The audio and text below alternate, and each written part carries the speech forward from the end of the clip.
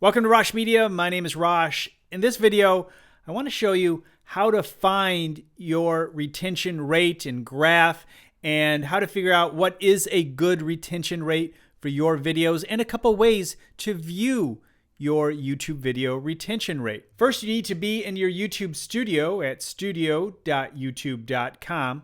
You can look at your retention from a video or a channel point of view. To look at it from a channel point of view, click on your analytics and go over to engagement. Here you'll see your average view duration for your channel and watch time hours over a specific period of time. And YouTube will show you your key or your best videos based on retention, which is helpful to know. The percentage still watching at the 30-second mark is how they rank them. I like to use the 1-minute mark, which I'll share with you in a few moments. To the right, you'll see 4 options as to how to review your best videos based on your retention graph. So here are the top 4 based on the intro. The other ones are continuous segments, spikes, and dips. And you can just click on the button and it'll show you the best videos that have solid spikes or dips, sections of your video that you might want to improve. To view audience retention based on individual videos, go over to Content and click on a video that you wish to review. Here we'll look at the changed thumbnail video that has over 200 views, so it's a video that has a little bit of a track record. Go down and you can see again, YouTube has intro and dip segments to make note of. In this video, we have a drop, which is very common. At the 30-second mark, we have 70% retention. And at about a minute, we have 65% retention. I like to aim for about 70% at the 1-minute mark, again, which I'll explain in a few moments.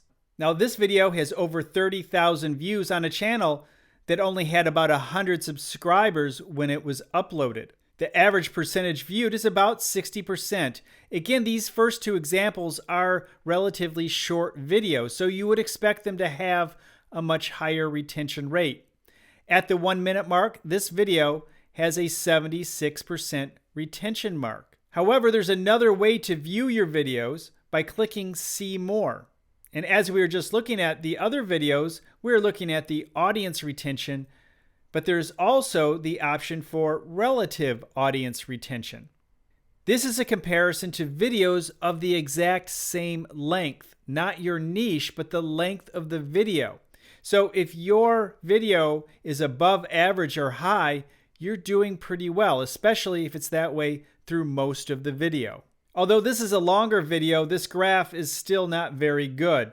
As you can see, there's a solid drop off and we lose about half of the people watching the video in the first 30 seconds.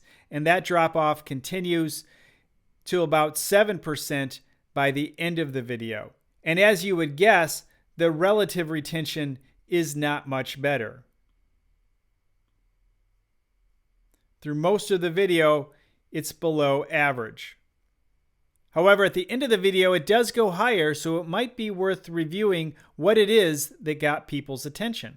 Now let's talk further about why your relative audience retention is so important for your YouTube channel. So why is the average view duration important, and what are some of the things you should look out for?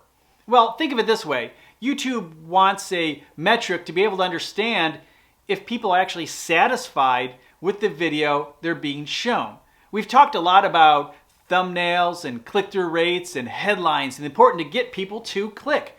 But if people aren't satisfied with the promise of that headline and thumbnail, if they're not satisfied, they're not going to watch the video. So there are 2 parts to the important equation. Now, YouTube uses many data points to figure out if people are satisfied and like the video, if it's worthy to move up the search engines or be suggested.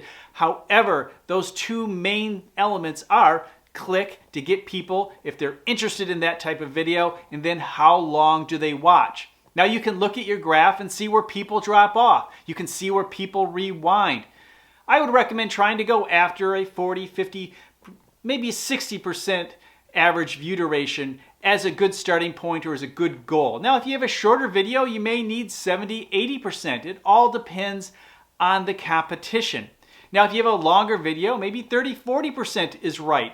But again, as I just said, It depends on the competition and how many other good videos are out there on your topic. So you want to continuously improve what you're doing with your videos. Just like trying to improve your click-through rate with each video, try to improve your average view duration for each video. Learn how to hook people.